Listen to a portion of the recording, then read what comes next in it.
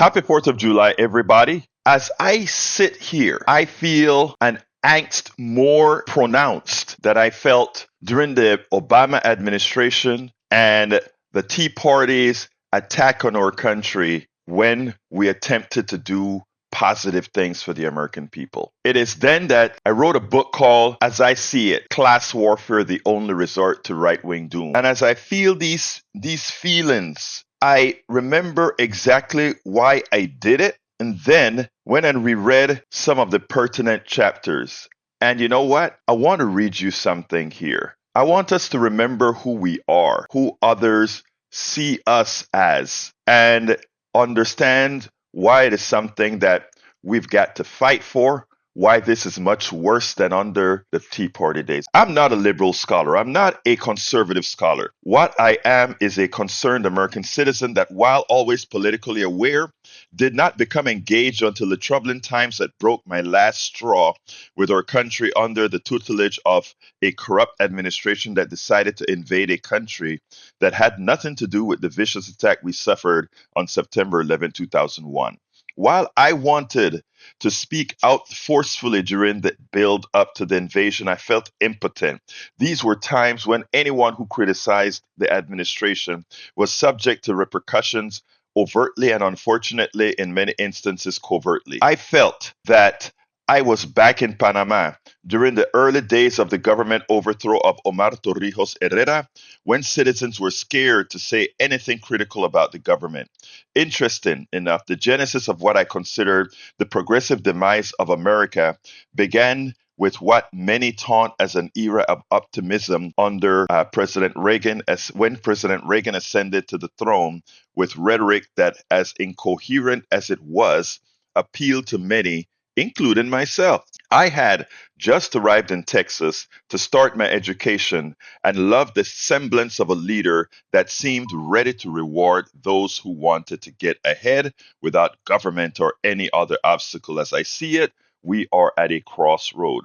We must decide if we're going to continue our ill fated move, whose outcome is evident in every aspect of our life, from an obscenely disproportionate distribution of wealth to a free trade paradigm that will force a lowering of standards for 95% of Americans as our manufacturing and professional service base continue its migration to foreign slave labor markets. I was born in Panama, Central America. I was always exposed to American history, American government, and American culture, as my father and his father worked most of their lives in an area in Panama called the Canal Zone.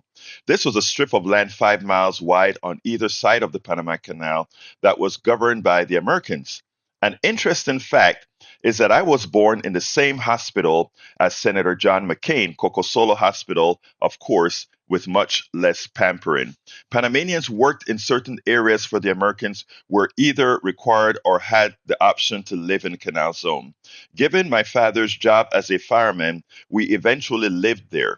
As such, my first 10 years of schooling was in the Latin American schools in the Canal Zone, where we were educated in both English and Spanish, as opposed to the American schools whose students were taught solely in English, in effect, a transposition of America on foreign soil. While the Latin American schools on the Canal Zone did not have the amenities of the American schools, we had advantages that did not become evident until the schools were integrated during my last 2 years of high school. The Latin American school's basic curriculum required Panamanian geography, civics, and history, American geography, civics, and history, and world geography and history. Moreover, each subject could be taught in either English or Spanish. I still remember having to remember the 9 provinces of Panama and their capital cities. We now have 10 provinces, the 50 states of the United States, and the respective capitals and the capitals of every darn country in the world. Luckily, then we treated the Soviet Union, Yugoslavia, and Czechoslovakia each as one country, saving learning 20 plus more capitals. Inasmuch as the standard of living afforded Panamanians living in the Canal Zone was substandard in comparison to that of the Americans, it was higher than most Panamanians. This bought Americans a certain loyalty from Panamanians living in the Canal Zone, as well as a loyalty for those who aspire to get a job on Canal Zone to improve their standard of living. I remember a particular story my father told me that makes this point. My parents lived in Cologne, a city on the Atlantic coast that bordered the Canal Zone. Riots broke out in the city, and my father, working for the Americans, was manning one of the fire trucks to hose down the rioters to prevent them from getting into the Canal Zone. The rioters began threatening the Panamanians working on behalf of the Americans. At that point, many Panamanians working for the fire department convinced the Americans to provide housing, and with that, many benefits afforded the Americans in shopping and other services.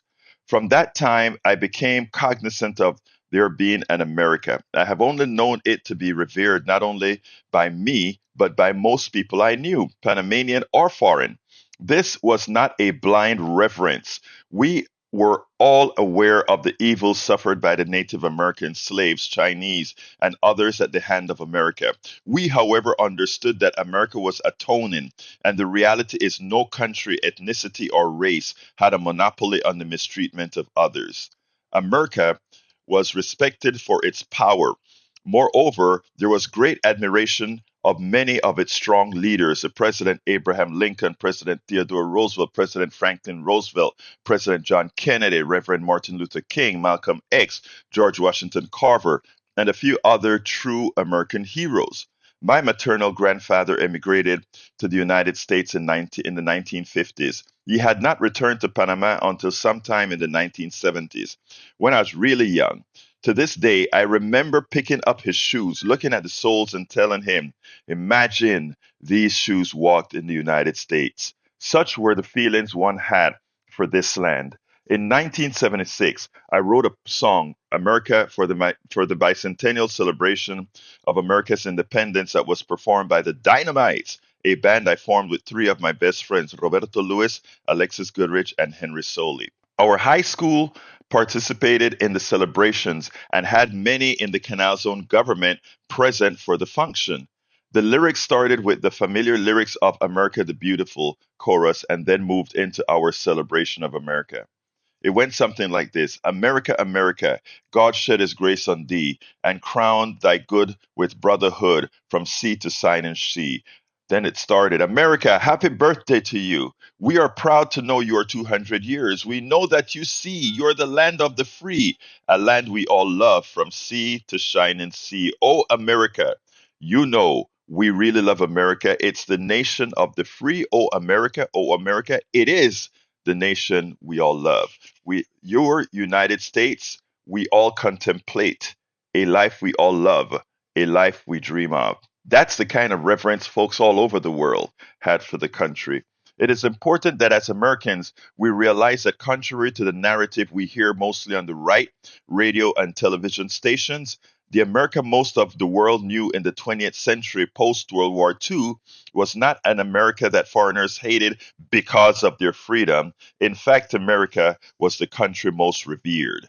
America was the country most wanted to emulate. America was the country that made things happen. America was skyscrapers, NASA, Skylab, Grand Canyon, Motown, Michael Jackson, Elvis Presley, A Horn of Plenty, Hollywood, New York, Ford, Buick, Plymouth. America made things. America innovated.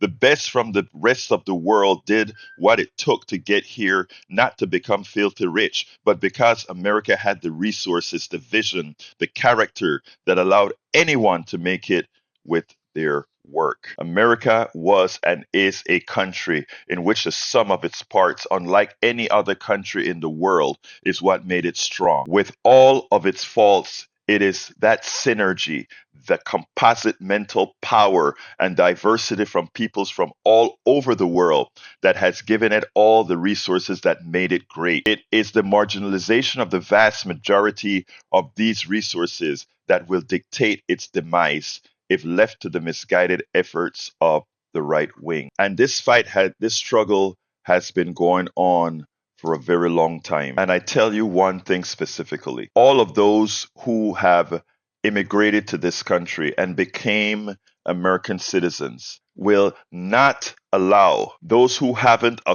clue in what America had transitioned itself to be, to ever get a foothold and take over and make this country all that it was never designed to be. So, folks, it's 4th of July as I talk today. Many folks are concerned. Many folks are scared. Many folks are concerned that MAGA will be taking over our beautiful country. Many are scared that we're going to get King Trump. Well, starting from the immigrants that are over here and the well positioned natively born Americans after 1776 and beyond. It won't happen. And you know why? Because we have faith. We've gone through the Red Revolution. We've gone through so much over the years and we've overcome. And it's on you, it's on me, it's on all of us to make sure that we continue on the path we've been on. As I see it, class warfare the only resort to right-wing doom. And that class warfare means the class who loves America, the class who